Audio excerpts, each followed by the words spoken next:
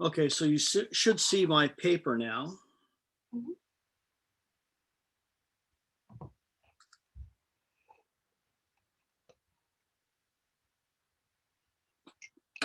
Okay, so we're looking at bond, dissociation,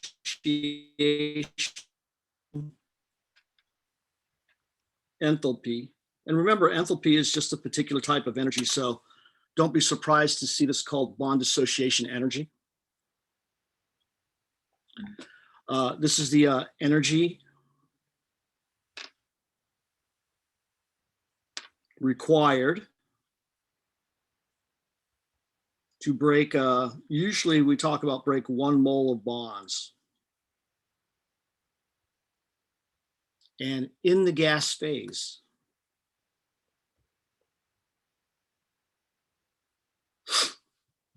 so let's see if they give us any bond dissociation energies. I'm sure they do.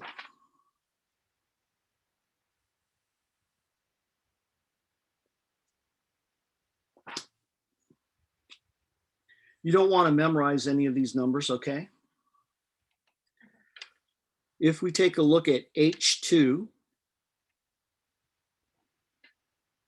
in the gas phase, and we add the bond energy, so this often has the abbreviation D for bond dissociation energy. Okay. We would get H gas plus H gas. And here, the bond dissociation energy is 436 kilojoules per mole. And that is specific to H2 gas. Precisely. Every different bond has its bond dissociation energy. And double bonds between two like atoms, like a carbon and an oxygen, a carbon-oxygen double bond will take more energy to break than a carbon-oxygen single bond. So when I say two like atoms, the atoms do not have to be identical, but the two atoms that are being bonded together have to be identical when you want to make those comparisons. Okay. So CO, CO, CO, single, double, triple. Triple is the harder to break. Okay. And you could also have two atoms that are identical, like two nitrogens that are single, double, triple.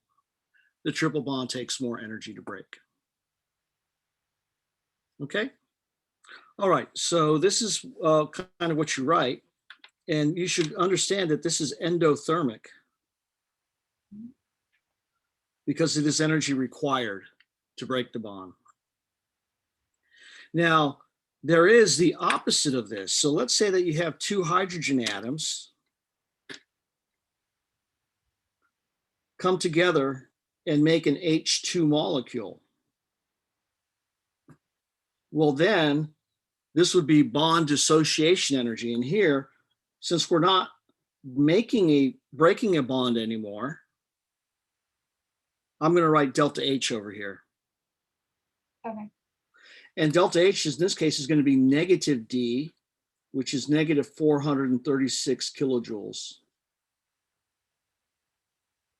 So the idea is that if you reform a bond, you'll give off the same amount of energy that it takes to break that bond. Okay? So that is the long and short of bond dissociation energy. Now, there is a formula that you do want to memorize from the book, and it's on page,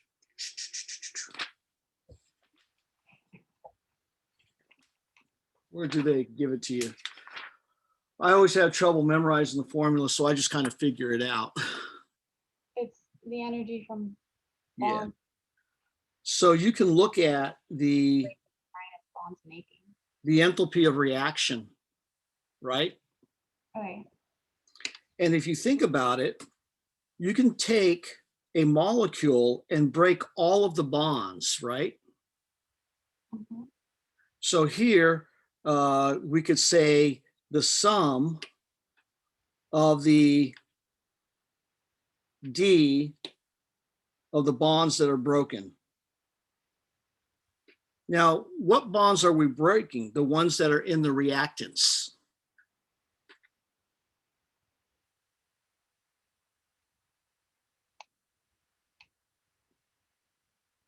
Because the idea here is that if you have some sort of reactant and you break all of the bonds, you then have an assembly, a Lego set of atoms that you can put together however you want. Right. And when you put them together, what's going to happen energy-wise? It's going to consume. No. When you take them apart, it consumes energy. Mhm. When you put them back together into a different arrangement, what is it going to do? Oh, releases. It's going to release energy, so that'll be negative, right? So that's why you have this negative here. And since bond dissociation energies or enthalpies are always positive, we put a negative in front of it so that we understand that it's going to release energy. Okay.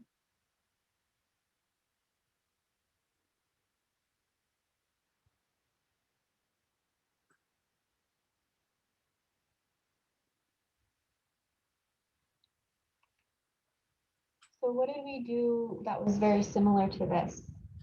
Okay, what we did that was very similar was that the change in enthalpy of a reaction is the sum Yeah. of the change in enthalpies of formation of the products minus the sum of the change in enthalpy of formation of the reactants. And this one is a little easier to remember because if you take a look, we always think of change as being final minus initial. And you see that products are the final thing you end up with. And this is the initial. That's right. So that's very similar. And problem 10 asks you to do both of these Okay. for the same reaction. It's important to understand that this idea here is a model of how to figure out the amount of energy change. This is a model of how to figure out the energy change. So do we expect the model to be perfect?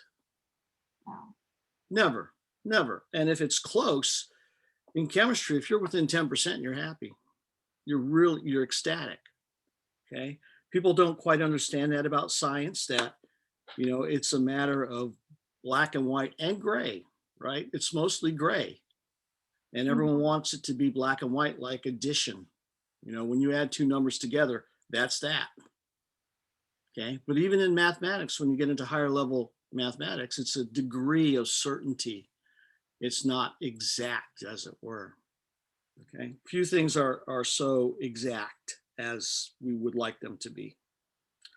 Okay. So these are very similar. And what I tried to do when I gave you this formula here is try to help you to understand that when you're breaking bonds, you have to put energy in. So that's why there's no negative sign out here. And here, when you're forming bonds, you're going to put a negative sign because this is the bond breaking amount. So the negative of that would be the bond forming amount. Right. So I rarely memorize this formula. I try to think it.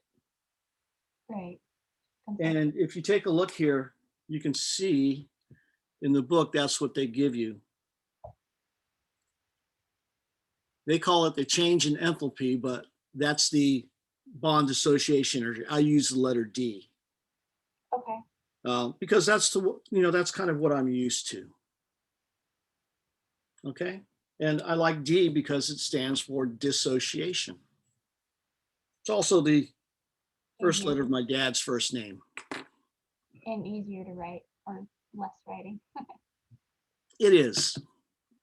Okay, so what I'm going to do is I'm going to go to the back of the book and we're going to take a look at one of these. So here I'm looking at the section that says bond strength and bond dissociation enthalpy. And right here, there's a compare the nitrogen bond and hydrazine with that and laughing gas. Well, actually, that's not a bond dissociation energy. 51 has the answer in the back of the book. So I'm not going to do that one because you can do that and look at the answer and see if you did it right. Let's take a look at 52. All right, so we're going to take a look at number 52.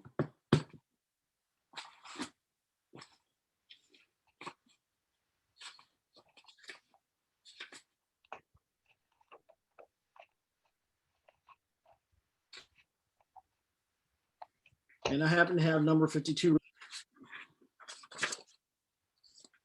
And this is a, both of these equations are great things to write on your index card, right? Because you don't necessarily want to think it through when you're trying to figure out the formula.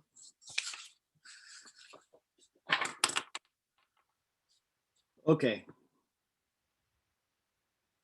And you don't want to memorize bond dissociation energies. If I give you a problem like this on the exam, I will give you all the energies you need. I usually supply a table. Okay. Okay. Methanol can be made by partial oxidation of methane using O2 in the presence of a catalyst. Use bond dissociation enthalpies to estimate the enthalpy change for this reaction. So this is kind of interesting because they want us to do this for this reaction, but we could also do it per mole of CH4. But they want us to do it for this reaction, so that would be for 2 moles of CH4. Are you with me? Mhm. Okay. So when you're doing these bond dissociation enthalpies, probably the first thing I would do is I would write out that the enthalpy of the reaction is equal to the bond dissociation energies of the bonds that are broken minus the sum of the bond dissociation energy of the bonds that are made or formed. Now, how do we figure out what bonds are broken? Well, I'm going to write the formula out here for the reaction. And notice these are not all in the gas phase, are they? No. So what do we do about that? Nothing, Oh, okay. because we're estimating. So naturally, we expect our answer to be a little off of the reality, right? Okay. Yeah. Okay. And in fact, what we would normally assume is that the energy we would calculate would probably be too high because we're calculating for a gas product, right? Yeah. And the energy of a gas product is higher than the energy of a liquid product. So when the gas turns into the liquid, it would release energy, right? Yeah. So whatever amount we get should be too high or not negative enough. Right. Okay, because if the answer is minus 100, maybe it's really minus 200. Okay, so how do we figure out what bonds are broken? And the answer is there's only one way: get the Lewis structure.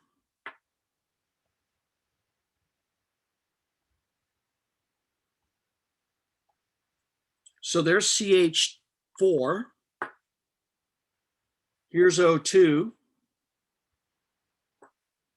And here's CH3. OH. Oh. Now, when we take a look at the bonds broken, so rather than this sum of right here,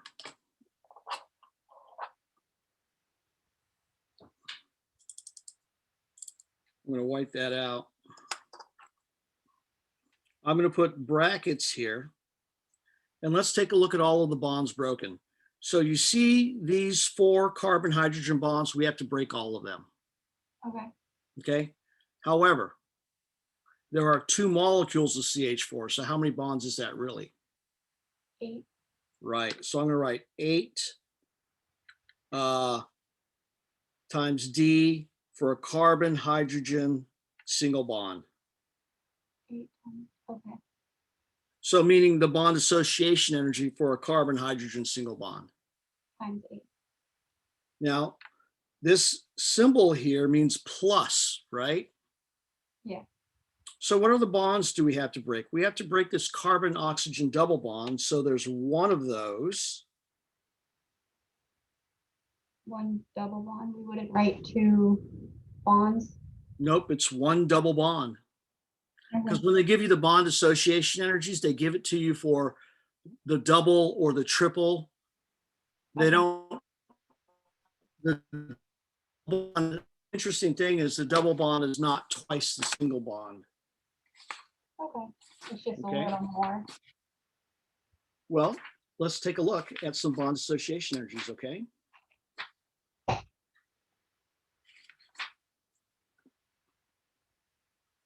Okay, so here are some bond dissociation energies. I'm going to zoom in on this just a little bit.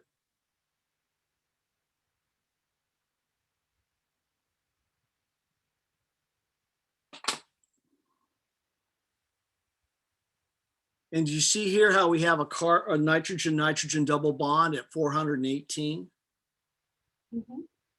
Here's nitrogen above, and if we go across at nitrogen here, it's 163 for a single bond, and it's 418 for a double. So in this case, the double's a little bit more than twice the single, right? Yeah. Down here, we have a nitrogen-nitrogen triple bond, and it's actually double, more than double the double bond. Yeah. So that's kind of interesting. It's not 3 times as much as the single bond. It's like 6 times as much as the double bond or single bond. Okay. Let's look at the carbon-carbon single bond. The carbon-carbon single is 346, right? Yeah. And the carbon-carbon is 610. So this one's not twice as much. It's less than twice as much, unlike the nitrogen-nitrogen double bond, right? Yeah. And if we look at the triple bond, we've got 835. And if you compare that to the carbon-carbon single bond, this is not 3 times as much, it's less than 3 times as much. So the point I'm trying to make is you can't really make a prediction as to whether it'll be twice as much if it's a double bond, 3 times as much as a double bond, as a single bond, I'm sorry. Your prediction is supposed to be, it will be larger. Okay. And it will be substantially larger, like almost twice or maybe a little more. Right. Okay, and let's double check again for the oxygen-oxygen double. Do you see that it's 498 and the single is 146? So this one's definitely more than twice as much, right? Yeah. And the last one we can look at is a carbon-oxygen double bond. Notice we have 2 numbers here. One for carbon double oxygen double bond, and one for a carbon oxygen double bond specifically in CO2. So this is back again where we talk about this is a model. This is a model. So guess what? The bond dissociation energy also depends on what it's in and what it ends up in. So some people forget that this word is in the bond dissociation energies.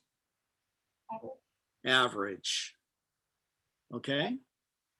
So, it depends, but these are decent values. So if we don't get the precise amount of energy from this, that doesn't bother us. We just realize that we're trying to get kind of close to get an idea. Okay.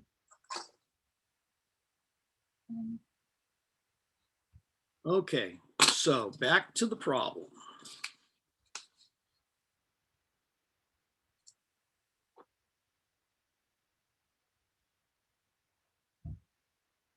Okay, so this says, this may be the problem I put in your homework.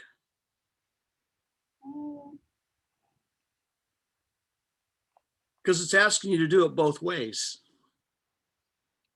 No, the homework is a little different. Okay. Water is a product. Okay, great. So this is another example where we're comparing both of them. Yeah. Okay, so this is the complete list of the bonds being broken. Okay. So minus now the bonds being made. Mhm. So can you see that we are making 3 carbon-hydrogen bonds in this product? Yeah. How many are we making though, really? 6. 6.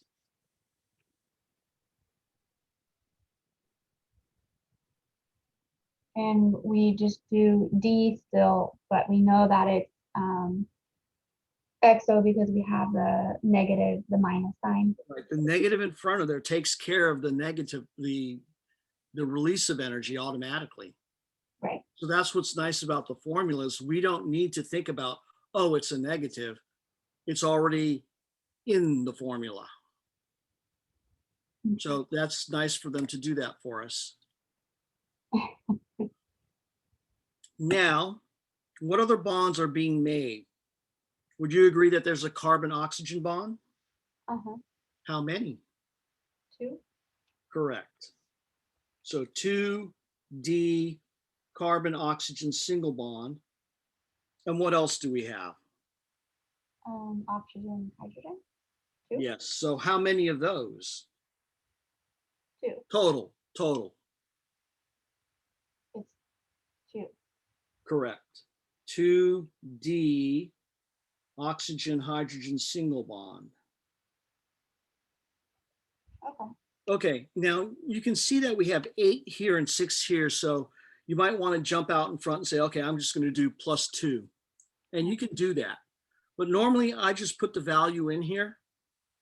Yeah. So if we look at our book, can you see that a carbon hydrogen bond is 413? Yeah.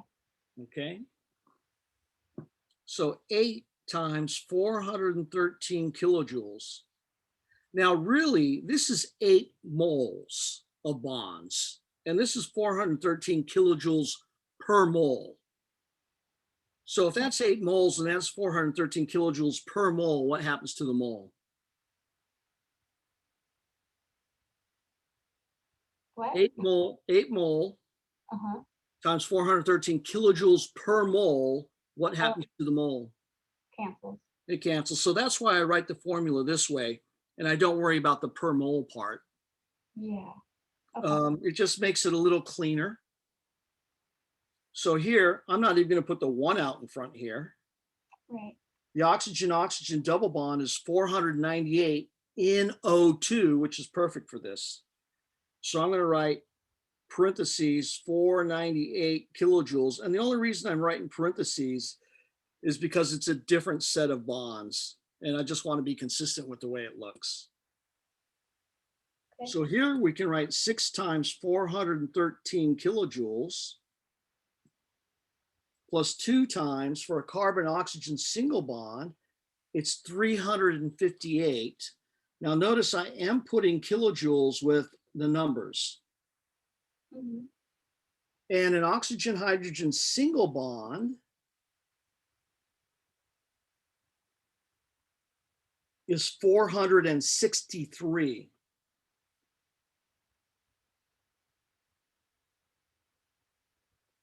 And you have to be really careful because if you have any sort of dyslexia, that this is rife with landmines, 436, 463. Oh my God. So you have to be careful. Yeah. I would make a mistake like that, I'm sure. So I always like to estimate the answer. So I'm going to do that in this upper corner. Would you agree that 8 times 400 is like 3,200? Mm-hmm. But 8 times 13 is going to be another 100, right? Mm-hmm. So I'm going to call that 3,300. Would you agree that 498 is essentially 500? Yeah. Okay, so I'm going to add these two together and I'm going to get 3,800. Would you agree that 6 times 400 is 2,400? Mm-hmm. Now, 6 times 13 is going to be probably closer to 100 than 0, right? Yeah. So I'm going to add another 100, make that 2,500. 2 times 358 is going to be 700. Agreed? Yeah. And 2 times 463 is going to be really close to 900. Agreed? Yeah. Okay, so when we add those together, we're going to get 4,100, I believe.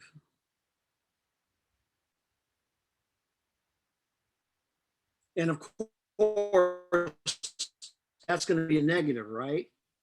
Right. So you put these two together, what's our final value going to be? Negative 318. Negative 300 is what we expect. Oh, you already did the calculation? Yeah. And what did you get? Negative 318. Negative 318 kilojoules, right? Right. Okay. And the real answer would be negative 320 kilojoules. Why did I round up to 320? For significant figures, where do you see? Right. This one would be around 2,500, right? Where With are you getting two sig figs from? Well, this is going to be, this times this is around 2,500, correct? Yeah. How many significant figures in 413? 3. So this would round to 2, 5, and that 0, but not the 1 and the 1s. The 1s wouldn't count, would it? Right. So that means I got to round to the 10s. Oh, we're adding. Yeah. So when I add all these together, finally, I'm going to have to round to the 10s. We need least precise. Exactly. I still have to remind myself. Precisely.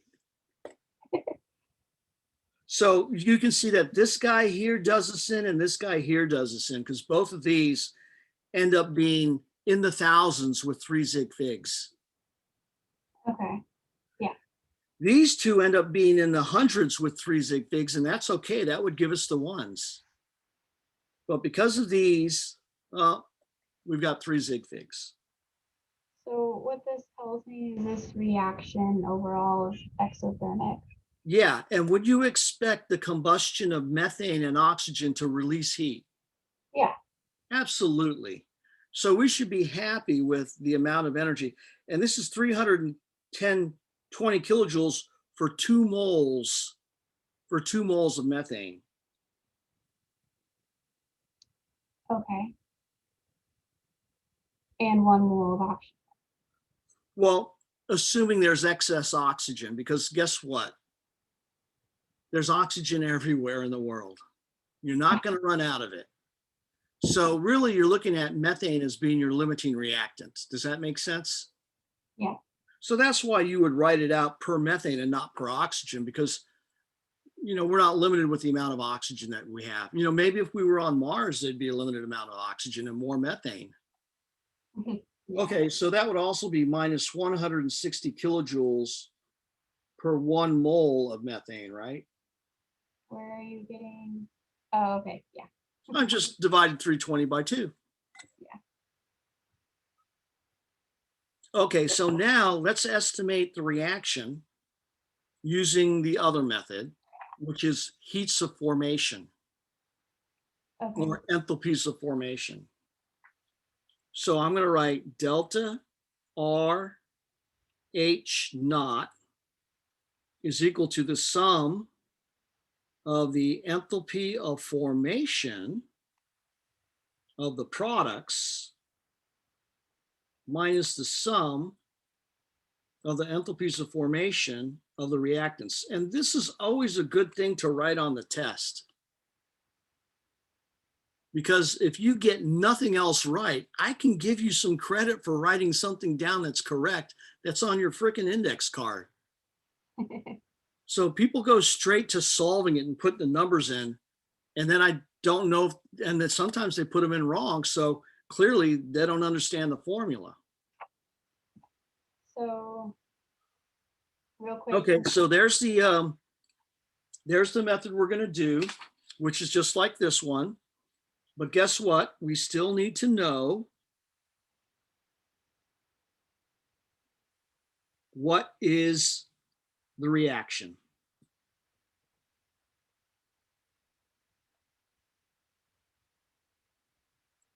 Okay. So do I need the Lewis structure for heat of formation or heat of react? I don't. So I'm going to write this, and I like to do brackets for the products again. So we're going to say 2, and we use formation of CH4. A lot of parentheses in here, right? Yeah. So normally you just take a look and go 1, 2, 3. I got 3 parentheses that make the opening towards the right. So I need 3 that make it towards the left. Oh, okay. Well, bracket Okay, plus how many O2s? 1, right? 1. Now, if you wanted to write this a little differently, that'd be okay.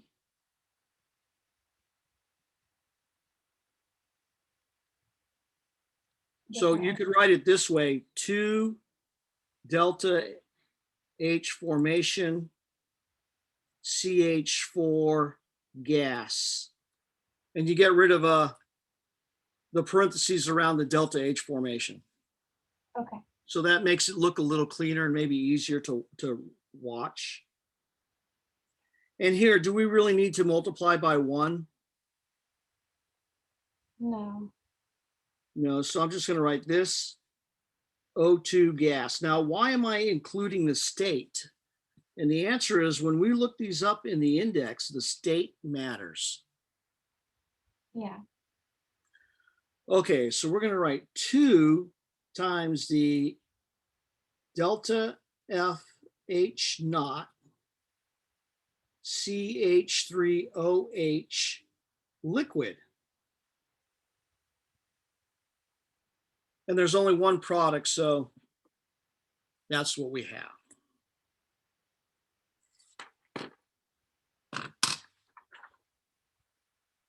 Any questions about this approach so far? No, just good. Okay, let's take a look at the numbers and see what they are.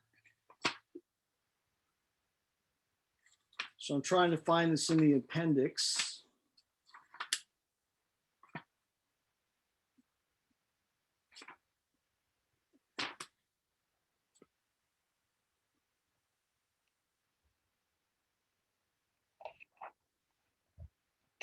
There they are. So A26 around that page.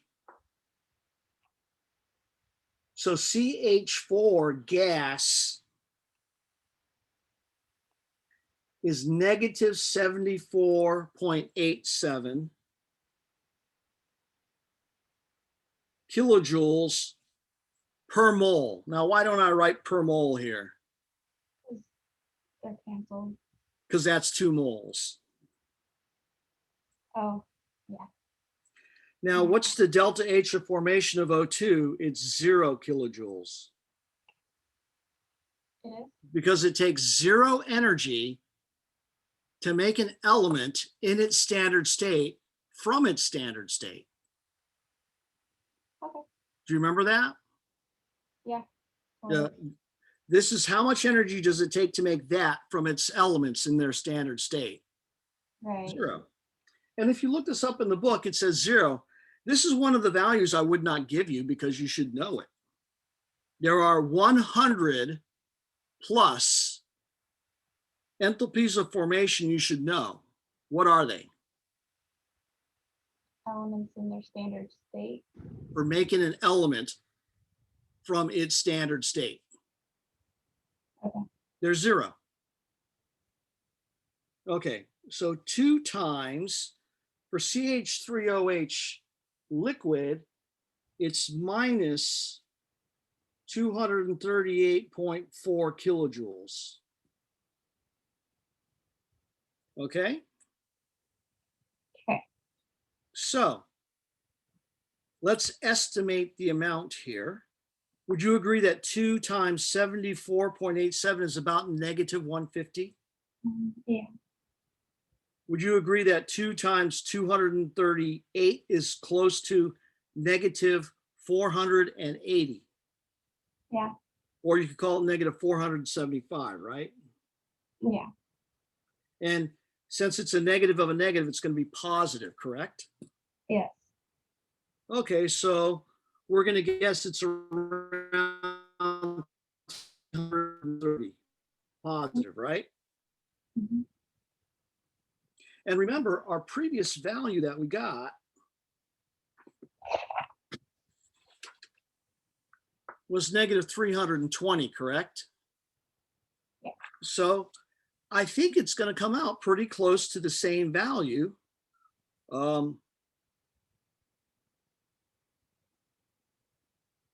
Except we're getting the wrong sign.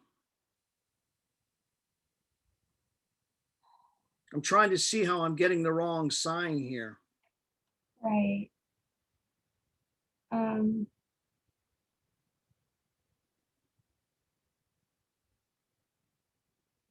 Uh-oh. Uh-oh. Did you see what we did? No. It's supposed to be products minus reactants, right? Oh, yeah. So here, if I write this out and I continued, I didn't even write the rest here. The rest. Oh, I didn't even write this stuff here. Here's where I was trying to get rid of all the extra parentheses. How can I fix this so it looks like it's correct? And the answer is, this is negative, right? The reactants, and aren't these the reactants? So can't I put a negative here and a negative here and a negative here? yeah. And a positive here and a positive here and a positive here? Yeah. And so for my estimate, this becomes a positive, this is a negative, and now it's negative 330. Okay? So what have we learned? Be careful. Products go first here. Pay attention. Pay attention. So here, can you see that when we add these two together or multiply by 2, we get 4 significant figures, and it's good to the, it's still going to be good to the, actually, it's only going to be good to here, right? How? Well, let's do 2 times 74.87. Oops. And I get 149.74 kilojoules negative. Yeah. Plus whatever over here. Oh, negative of a negative, so that's positive.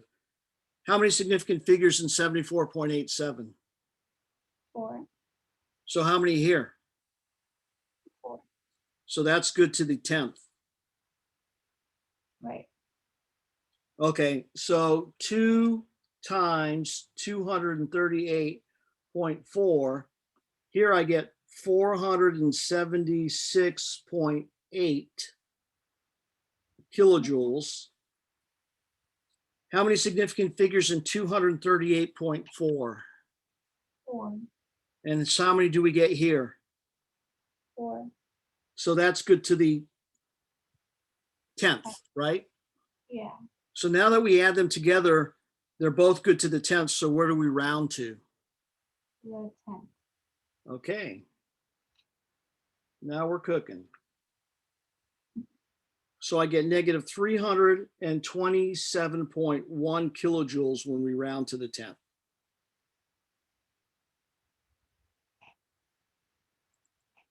Okay. Okay.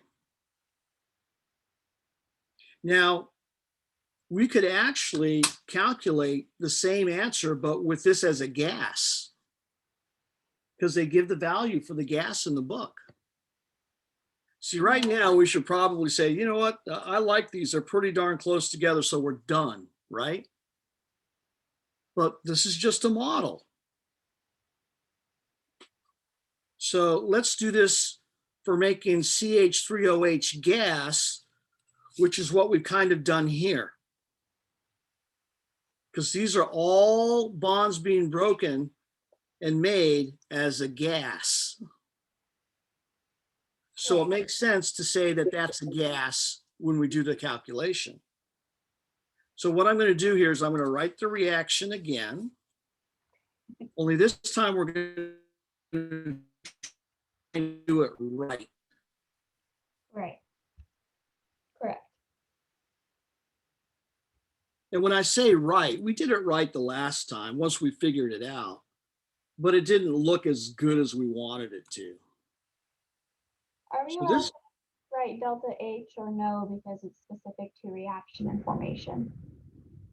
pardon me? Are we allowed, when we're writing out these problems, are we allowed to write just delta H or no because it's specific to reaction and formation? I do usually put an F in there for formation. Okay. Yeah. Okay. Here, I usually don't put an R in because if you don't put an F in there, then it's a reaction. Right. But for formation, I've always put an F in. Usually my F is underneath the not rather than before the H. Really? In the past semesters. So here we're going to write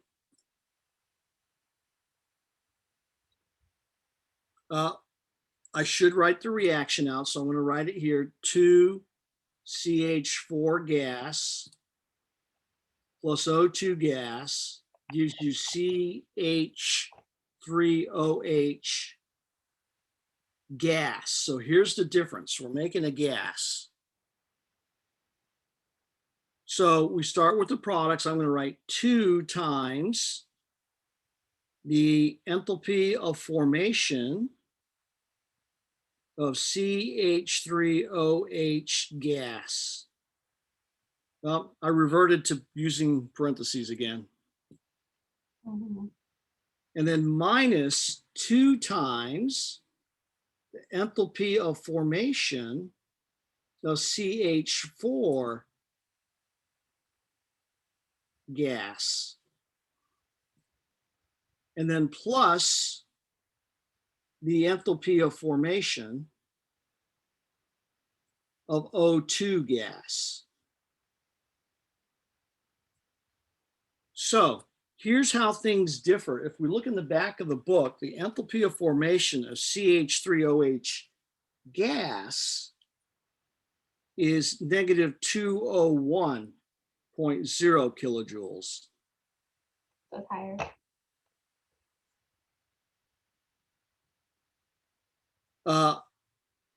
Well, Less amount of energy. okay. And then minus 2 times, and this is still negative 74.87 kilojoules.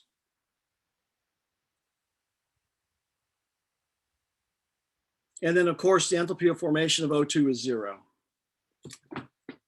So you're not writing it. So I'm not writing it because it's 0. I mean, I can add 0. Just checking.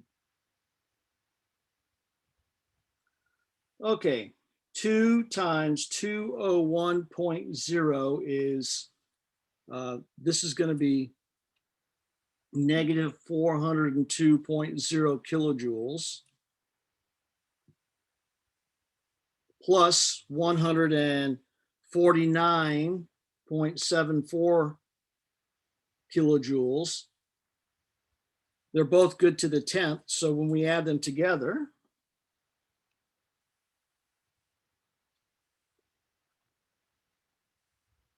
we get 252.3 kilojoules, and that's a negative. So if we look at that value compared to the bonds broken and the bonds made at negative 320, compared to making the liquid minus 327, and then making the gas at minus 352, making the liquid seems to match better. Yeah, How come none of them are the same? because it's just a model. They're all models. How come they're all kind of close to one another? Because it's a good model. Because they're decent models. Okay, so how do you feel about that type of problem now? Better.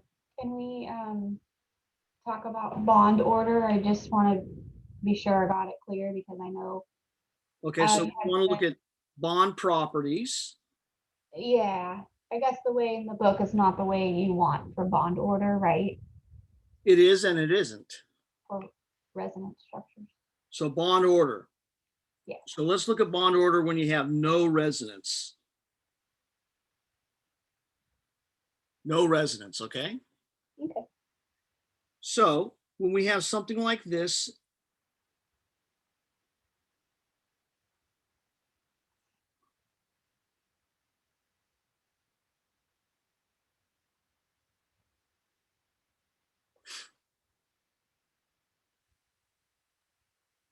so I'm going to give you a chance to copy that whole thing down.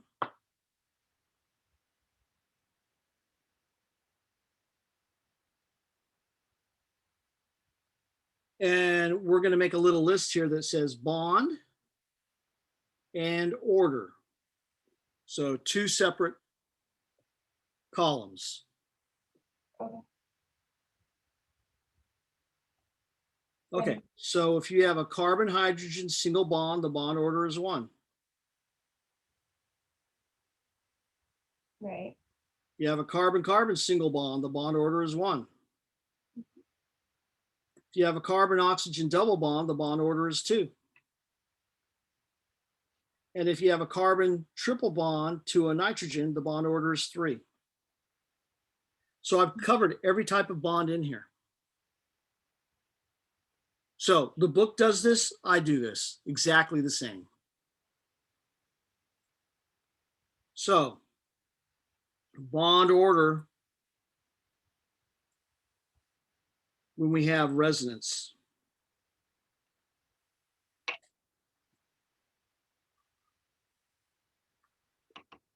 So I'm going to give you an example that I don't think is in your book.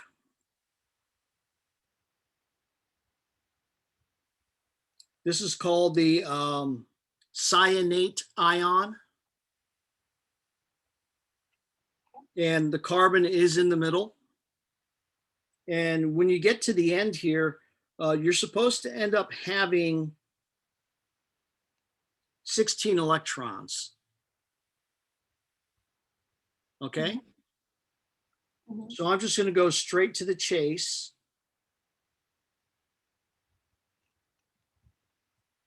Here's one of them.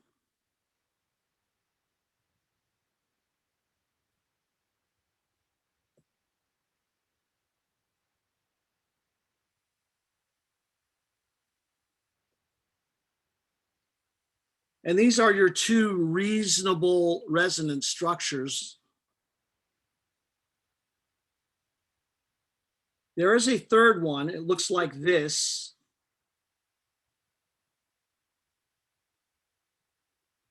Whoops.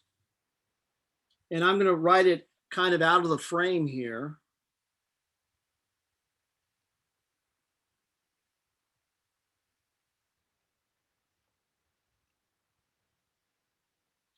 Here's the third one. And the reason I have this written out of the frame here is for the following. This would be a +1 and this would be a -2. And this would be a 0 on the carbon. Mhm. Do we want a -2 at all ever? No. So that's why it's not one of the options. I have a quick question about that. Yeah. For the exam, when we're writing, if we're asked to write resonance structures and we're evaluating with formal charge, would we just kind of like cross out those to show like, hey, that's not acceptable? Yeah. Okay. Now these are all acceptable because this is -1, 0, 0. 0, 0, -1. Now we do like the -1 to be on the most electronegative atom, but it's not a requirement. Okay. Okay, it's a strong suggestion. Right. Okay, so now we're going to pretend that these two structures are equivalent. Mhm. Now, what your book would say, okay, see that carbon? There's a single, there's a triple, the bond order's 2, Okay. right? 4 divided by 2. Mhm. Because look at the central atom, look at what's bonded to it and average them. Right. No. Here, the bond order is 1. Here, the bond order is 2. So for this one, the average is 1.5. Because we're talking about an oxygen-carbon bond, not a carbon-nitrogen bond. Are you with me there? Yeah. Now this one, the bond order is 3, and this one, the bond order is 2. So the average for this one would be 2.5. So the carbon-oxygen bond is a 1.5. The carbon-nitrogen bond is a 2.5. That's how you do it. So let me show you one more example with resonance, okay? Bond order, resonance. So we're going to look at NO2 plus 1.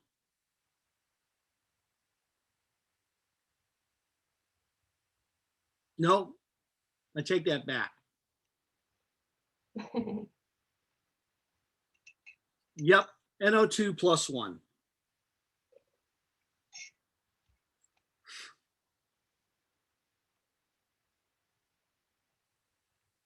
So for this one, you basically get this.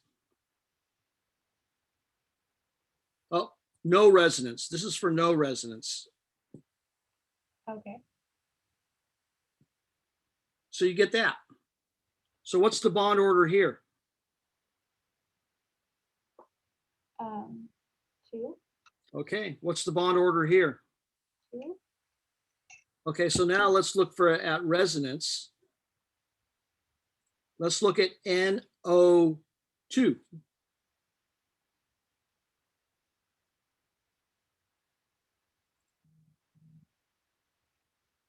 So here, this is one with an odd number of electrons, Yeah. 17. I don't like those ones. Okay, this has 17 electrons.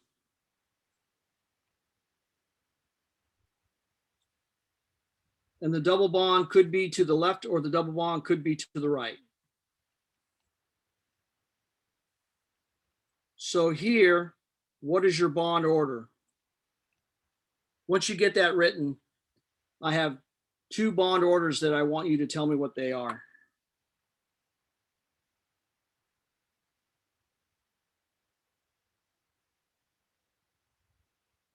So for the oxygen and nitrogen,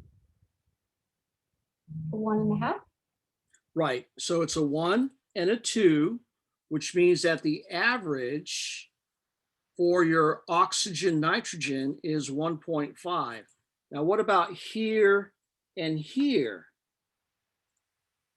The bond order is 2 and the bond order is 1. So here for your nitrogen oxygen, the average is 1.5. So this is one of those ones where you can say, you know what, I'm just going to average these two and I get the right answer. Okay. So why do I get the right answer here, but I can't do that here? And the answer is pretty simple. The nitrogen is bonded to the same type of atom in both resonance structures. Okay. So I'll give you another resonance structure one.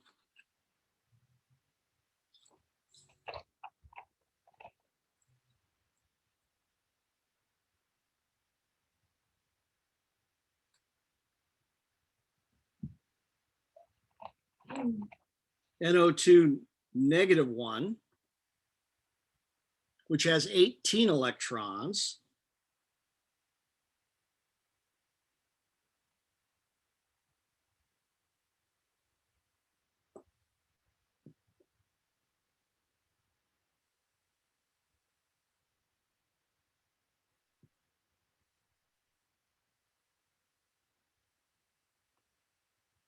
So here the bond order is 1.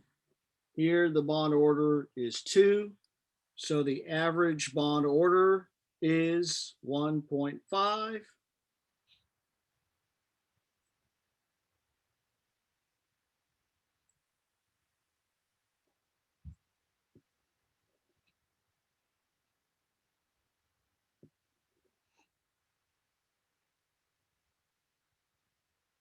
So what I've tried to do is, you can see that I'm averaging the two that are on the same row, if you will.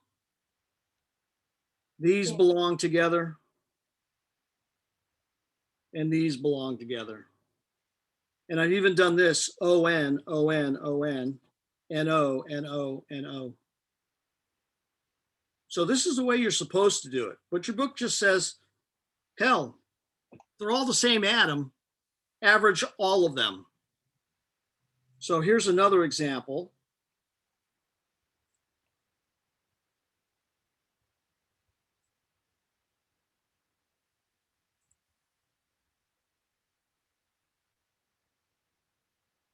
I'm trying to give you another example where we don't end up with a 1.5. Okay.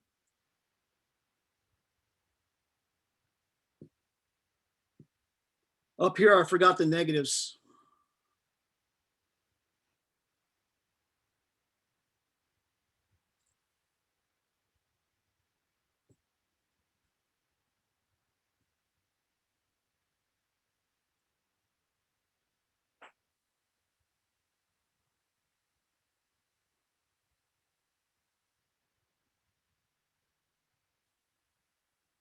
So here, I'm going to do only one of these.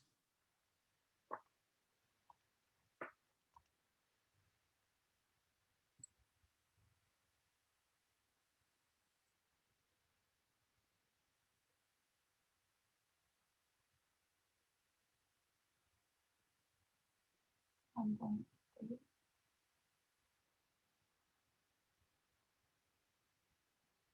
So do you see I'm pointing to the same oxygen and carbon? Yeah. So here I would write, just to do it, make it look good, OC. Yeah. And if I did this one up top, I'd say the CO bond order is 4/3. Do you want it in fraction form? I don't care if you write 4/3 or 1.33 or 1 1/3. Okay. Because it's just a model and it's probably not exactly 4/3. Okay.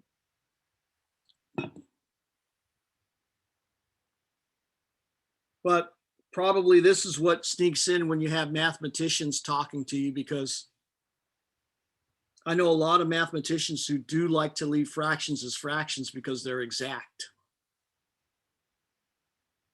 And scientists say, no, they're not exact unless they're defined. Right. And then mathematicians are like, what do you mean? And then we have to get into the old, well, it turns out when you measure things, nothing is exact.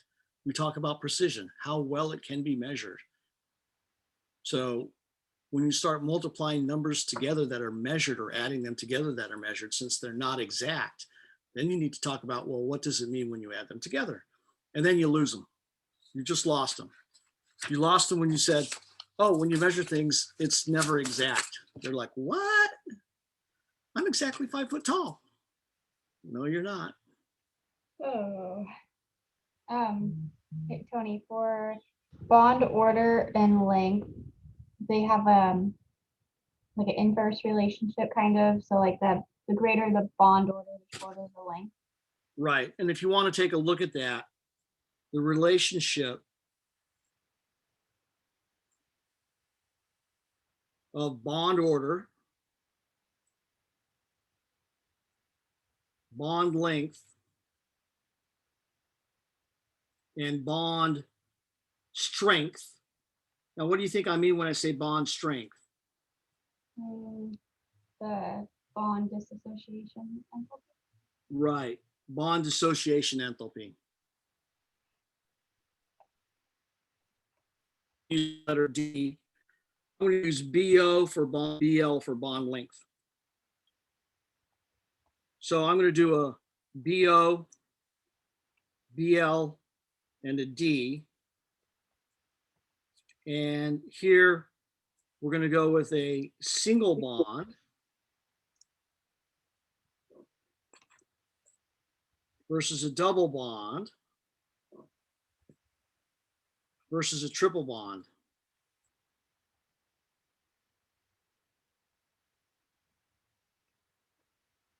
So bond length, this is going to be the longest. This is going to be the shortest. And what about the double? It's going to be the middlest.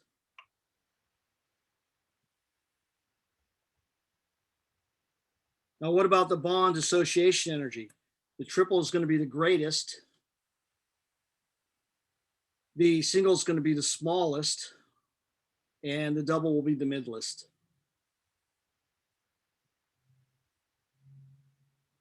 So if we give examples of these,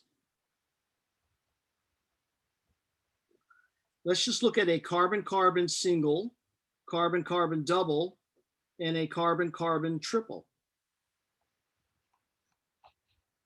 Okay, the bond dissociation energy is 835 kilojoules for a triple. It's 610 kilojoules for a double. And it's 346 kilojoules for a single. So you can see that the triple is the greatest, the single is the smallest, and the double is the middlest. When we look at lengths, a carbon-carbon single bond is 154, and that's picometers. You don't want to memorize these numbers. Okay. The carbon-carbon double is 134 picometers, and the carbon-carbon triple is 121 picometers. So again, you can see that the triple is the shortest. Whoops, I put them in the wrong row. 154 picometers, 134 picometers, and 121 picometers. So I've got some white out here so I can make that disappear. Okay, now for the bond order, it's 1, 2, 3, right? Yes.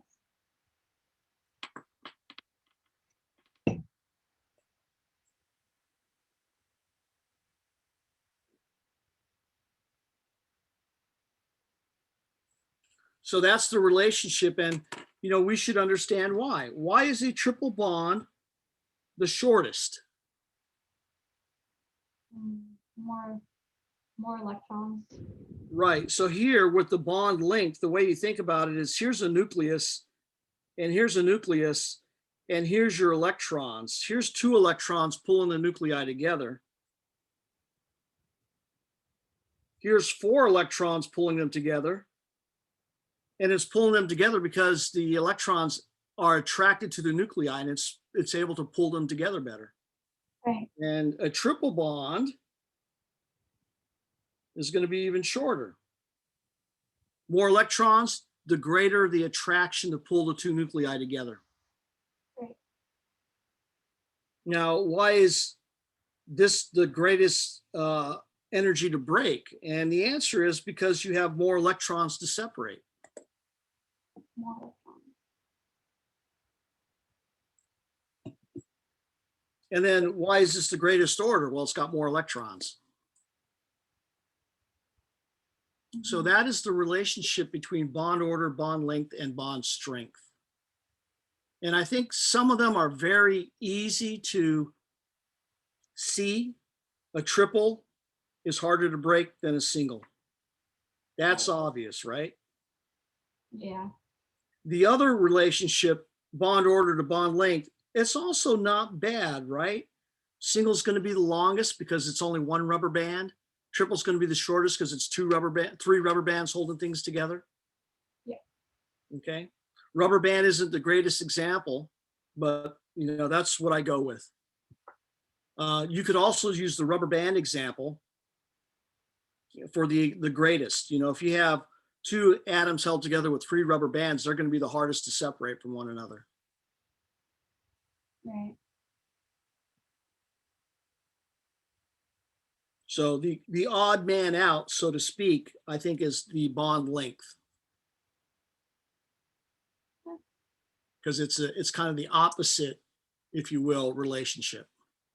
Not an inverse, because it's not inversely proportional, but it's kind of an inverse relationship. When one gets bigger, the other gets smaller. Mm-hmm. Okay, so this is probably the best way to remember it, and you probably don't want to do this, because then it gets really confusing. Bond order,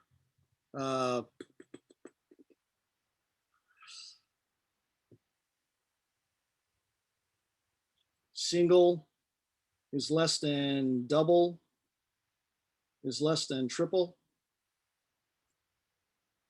Bond length, single is greater than double, is greater than triple. Bond dissociation energy, single is less than double, is less than triple. But maybe this is the way that makes it easier for you to remember.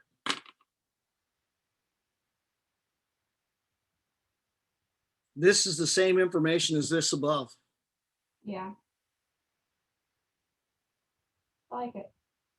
So you could actually do this, put them in alphabetical order, right? BL. Now I kind of like the back and forthness, it goes back and forth. Yeah, it breaks it apart. Yeah.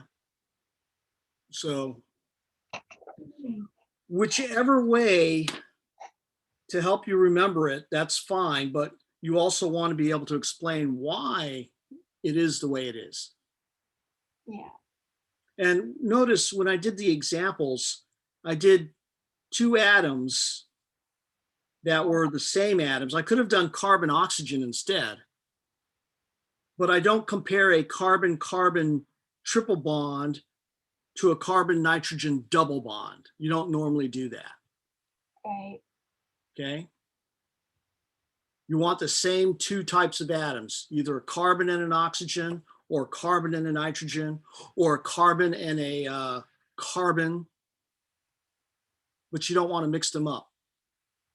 You wouldn't do like a hydrogen and a carbon versus a carbon oxygen double bond. Okay.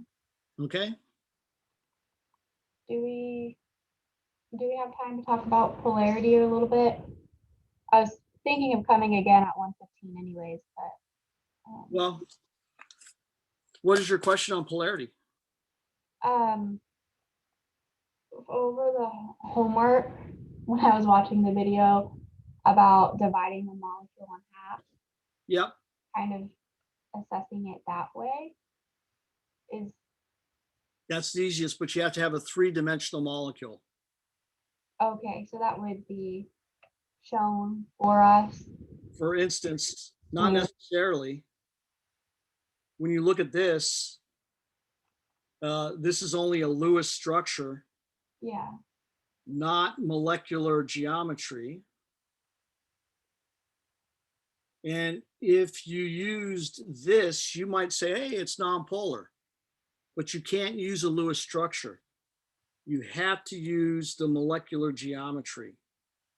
For So polarity. here you can cut it in half, right? Yeah. So this is definitely polar.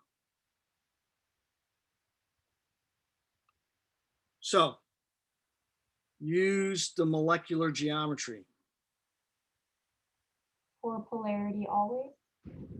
Always. Sometimes the Lewis structure and the molecular polar and and the molecular geometry match. Sometimes they match.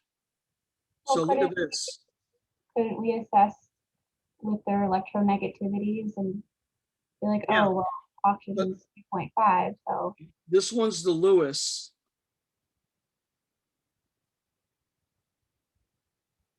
And this one's the molecular. yeah. So here, can we cut this in two anyway, so we get the oxygens on one side? No. No, so non-polar.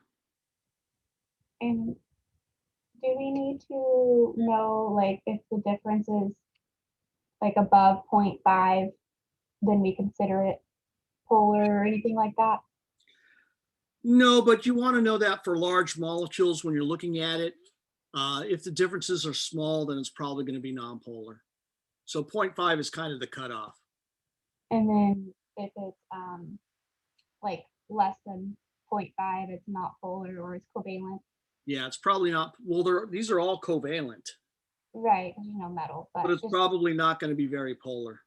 So for instance, if you have a molecule that looks like this, let me see.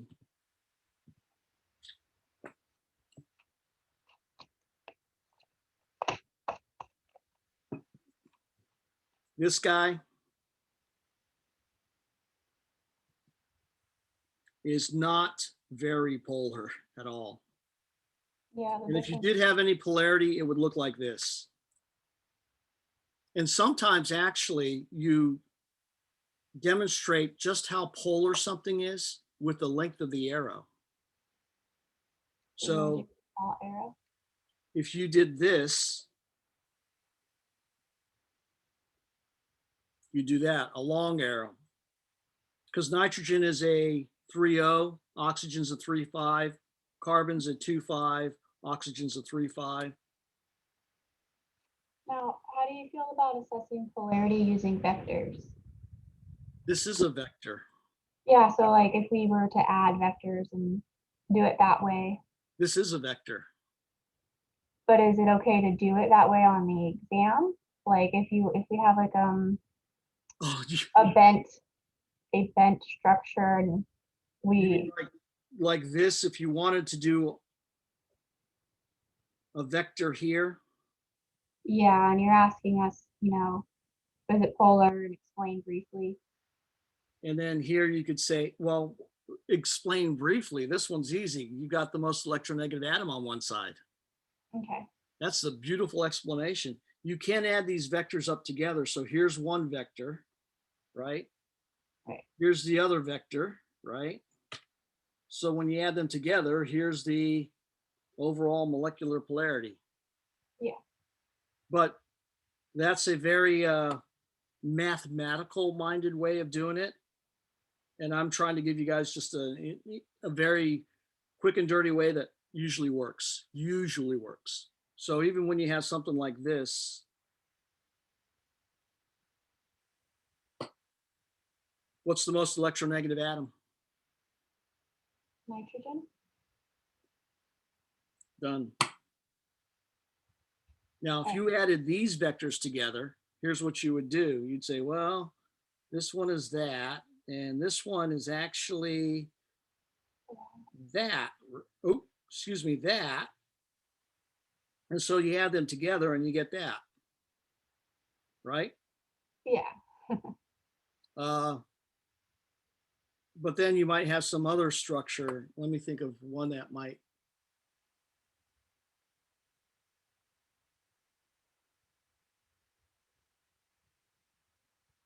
I'm having trouble coming up with another example off the top of my head.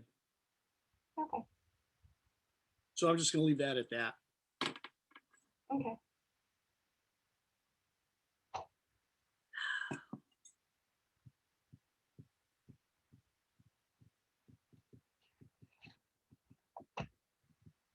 So that's all you want to do for polarity is basically, if you do run into a case where you're not quite sure, then draw the 3D structure and do the vectors. but I'll be honest with you.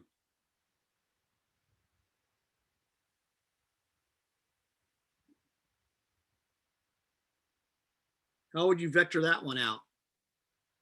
I wouldn't. Yeah, to vector this one out, I would know fluorine and you would have this vector here, right? yeah. And you'd have this vector here.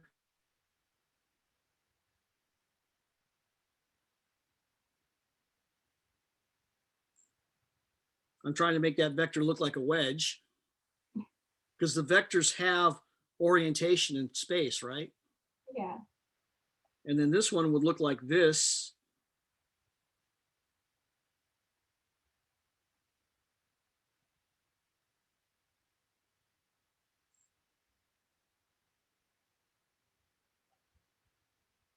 Where this is supposed to be wider up here. And this one would look like this. So these three kind of cancel each other out, don't cancel each other out, but these three add together Like additive. and they would end up going up anyways. Right. So why not just say the most electronegative atom is the fluorine? So there you go. Cut it in half. I've got slightly negative, slightly positive, boom. Okay. What if you had something like this?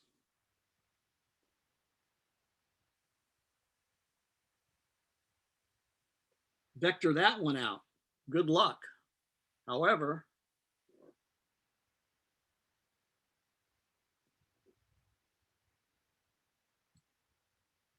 right? Right. So there's a method to my madness of trying to show you how to write these out, but check out this one and how tough this one is to do.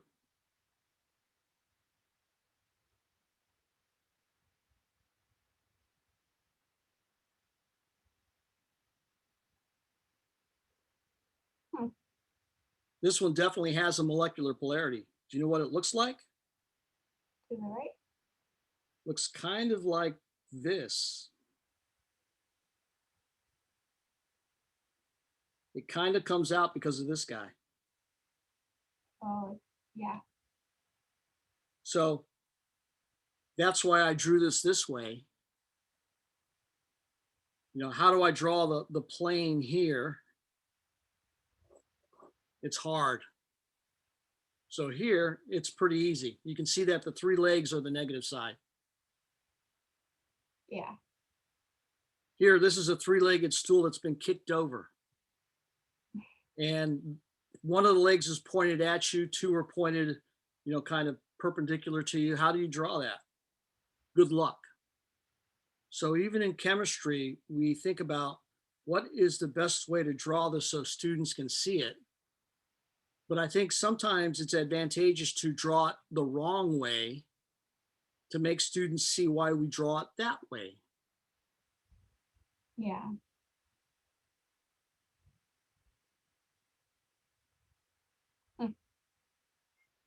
Yeah, funny that we actually in our books try to make it so that it's easier to understand. Hmm.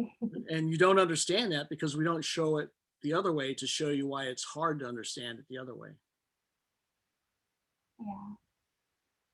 And I think maybe we should do that a little more often in chemistry so that you realize that we're not trying to be hard. We're actually trying to make things easier.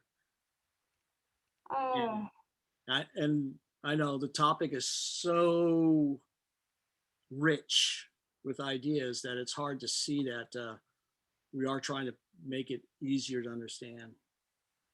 it is really dense and abstract in a way. So it's hard to think about a lot of the ideas just coming off of a little science background. Yeah, well, it is rich. And mind you, the stuff that we're telling you here is we could just tell you memorize this, and kind of the book does that in times, but I try not to take that tax too often. But with the molecular polarity, what I really like about that is it's a really rich idea, but you can really simplify it into a nice, neat model for picking molecular polarity. Right. Use the most electronegative atom on one side, because that is going to suck the electrons to that side, making it slightly negative. And So if you you have two electronegative atoms that are evenly distributed, they're both going to pull the negatives to them, resulting in a slightly positive center, but that's not going to make your molecule polar. Because ultimately, if your molecule is polar, this is how they're going to stick together. Opposites, right? yeah. But if you have a molecule where you have a slightly negative outside and a slightly positive inside, so these are the same molecules, right? Are they really ever going to be attracted to one another? No. No, in fact, they'll be slightly repelled by one another. Yeah. So not only do nonpolar molecules not stick together very well, often they kind of repel one another. Right. Okay. They do end up sticking together a little bit, but they'll also end up being a gas more easily than a polar molecule.